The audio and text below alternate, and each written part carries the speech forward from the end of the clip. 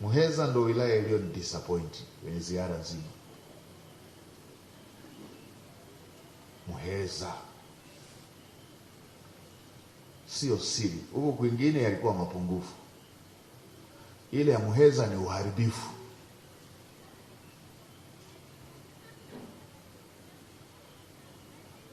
Muheza, Mheshimiwa Waziri, kesho urudi tena Muheza, pamoja na kufanya kazi zile tulizosema za mawaziri wanne watano wa kushughulikia yale masuala ya migogoro ya ardhi, lakini nenda kachukue hatua pale Muheza. Wasiliana na mwenzako waziri wa utumishi kuchukua hatua zinazostahili, tena kwa kufuata taratibu. Huu uharibifu hatuwezi tukafumbia macho.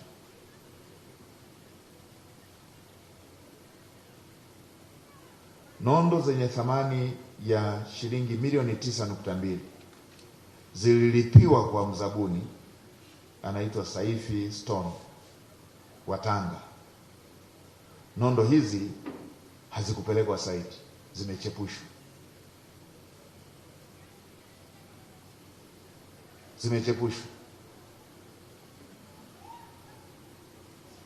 Marine Board vipande 192 vyenye thamani ya shilingi milioni 7.8 havikufika site.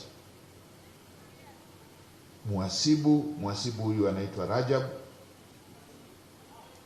kuna huyu anaitwa Mushi, ndo Rajabu Mushi muhasibu, mhandisi Abdalla Jaha. Kwanza hizi fedha zirudi, na yule anayehusika kupokea hivi vifaa havikufikishwa site, vimelipiwa kwa mkandarasi, havikufikishwa site. Sasa mtuambie kama bado hamjaenda kuvichukua, mvichukue. Kama mmechepusha, hii fedha irudi hii. Na Mheshimiwa Waziri, kwa taratibu za kiutumishi, muone adhabu inayowastahili watu wa aina hii. Mifuko ya simenti yenye thamani ya milioni 4.4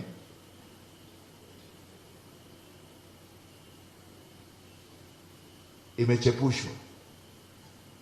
Imenunuliwa mifuko 3,800, 300 haijafikishwa site.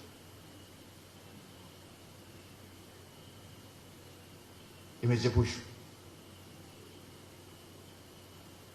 Huyu afisa manunuzi, afisa utumishi, ndo mwenyekiti wa kamati ya mapokezi,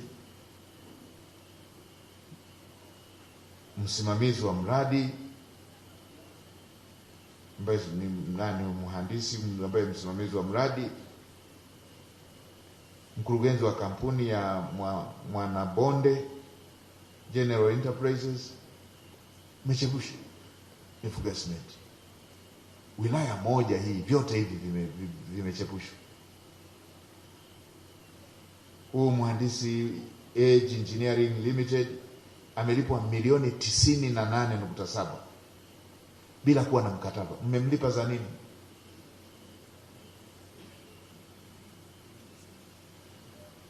Huyu kalipwa za nini?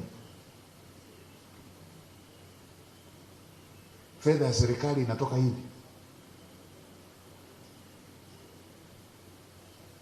Mshauri mwelekezi Edge Engineering and Consultant amelipwa milioni 11.9 bila mkataba. Amelipwa za nini?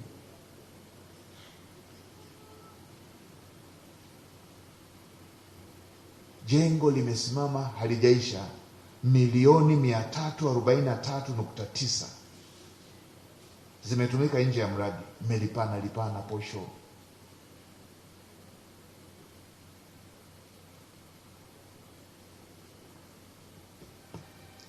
Mheshimiwa Waziri, nenda kasafishe wote pale, wilaya ianze upya hii.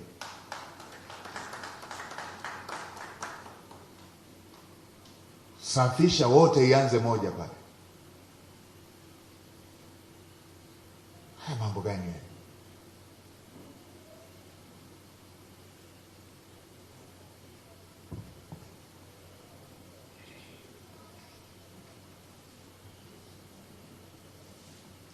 Tunashukuru sana wenzetu wa vyombo vya ulinzi na usalama, na hizi sio hearsay. Vyombo vyetu vya ulinzi na usalama vimeletea taarifa na wamebainisha kila mhusika amehusikaje. Hii hatuonei mtu. Hivi ndio vyombo vyetu vimeenda kufanya uchunguzi. Kila mmoja na uhusika wake wameweka. Nenda ongea na mwenzako wa utumishi ili kila mmoja apate adhabu inayostahili kwa taratibu za kiutumishi. Safisha wote, wilaya ianze upya pale.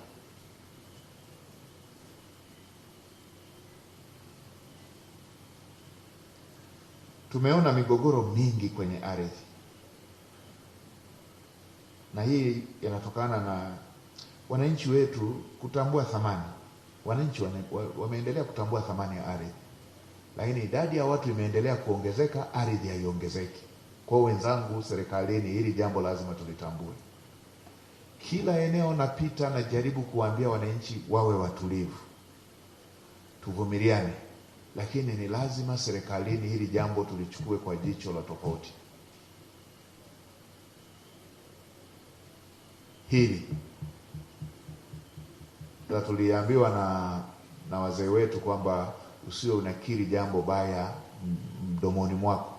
Kwa nachelea kusema hili ni moja ya eneo baya. Hili ni eneo moja baya kwa wananchi wetu, sisi kwa sisi, linaloweza kutugombanisha. Ili mkiangalia kila sehemu tulikoenda, wananchi wanaongea kwa hisia kiasi gani kuhusu ardhi, muone kwamba tunakoelekea sio kuzuri. Kwa hiyo tusilimbikize migogoro. Tusilimbikize migogoro tena. Jambo moja ambalo tunatakiwa tulibebe kama mboni ya jicho linatakiwa liwe hili jambo la ardhi. Lakini sisi tuna take easy tu, hivi tunachukua tu, mwingine mtu ana ardhi yake, tunaenda tunampa mwingine ardhi juu yake. Siku moja mimi nilikuwa natafuta ardhi Dodoma, nikaoneshwa eneo na nikaambiwa liko wazi. Kidogo nianze kufanya taratibu za kulipia, nikasema lakini hebu ngoja nijiridhishe, ili eneo zuri hivi liko wazi. Nikamuuliza waziri wa ardhi. Nilipomuuliza waziri wa ardhi, akaja akanionyesha. Wakati ule siku nyingi hivi nilikuwa mbunge wa kawaida tu, nakuja kugundua lile eneo ni la waziri. Watu wana ujasiri wa kutaka kuuza kwa mara ya pili eneo la waziri. Tena naweza nikataja tu eneo lenyewe. Nilipofuatilia nikaambiwa ni la Kabudi. Nikamfuata profesa wa sheria. Watu wana ujasiri huo kwamba unataka kuuza, na nimeenda kuulizia pale pale ardhi. Watu wetu wengi eneo waliko dhulumiwa wamefika ofisini, wametimiza wajibu wao, wameenda kupelekwa kutapeliwa na watu walioko ofisini. Hili si jambo linalokubalika. Sasa Mheshimiwa Waziri, endelea kuambia watu wako taratibu, waelezee, waambie hili wanalofanya wanatukwaza, na kuna siku tutachukua hatua kali. Kuna siku tutachukua hatua kali.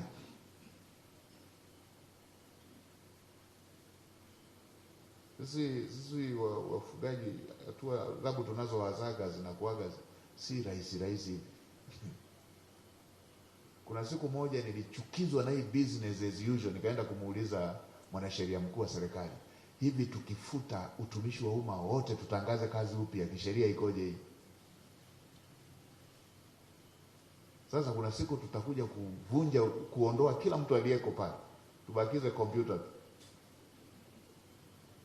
Haiwezekani mtu ameshaenda kwenye ofisi ya umma afu ndo hapo aelekezwe kutapeliwa. Hii inaudhi. bora angekuwa hajaenda. Msikilizeni yule mzee wa Mombo pale alivyosema. Ameenda wizarani, ameenda kwenye ofisi yetu kujihakikisha kwamba eneo analonunua ni sahihi, kahakikishiwa ni sahihi, kapewa na hati.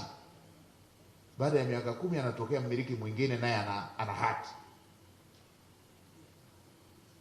Hati yenyewe yeye kapewa ya juzi tu. Kwa karne hii yenye kompyuta, hizi taarifa zinaingilianaje? Zinaingiliana vipi? Kwenye kompyuta ukiweka hata jambo tu ambalo already lipo kwenye kompyuta linajitokeza kwamba hili lipo.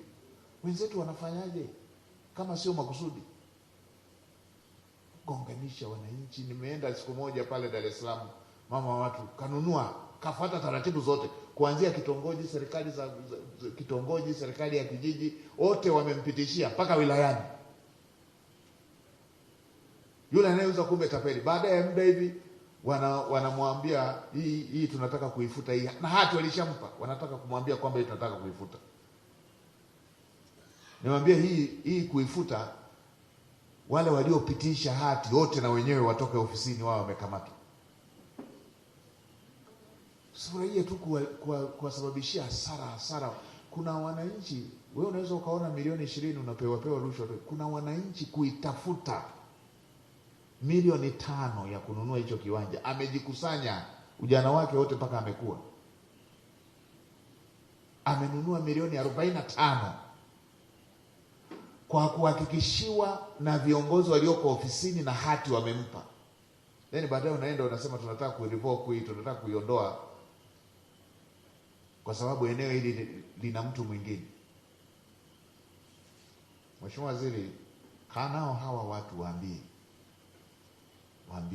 tena, wafuatilie. Nilisema wa take stock ya migogoro yote, tujue na chanzo chake na tatizo lake ni nini, na mapendekezo kwamba huu tutatue. Haiwezi ikawa nchi ina migogoro tu ya ardhi. Tumezoea tu kwamba tuishi tu na migogoro ya ardhi. Hii haikubaliki.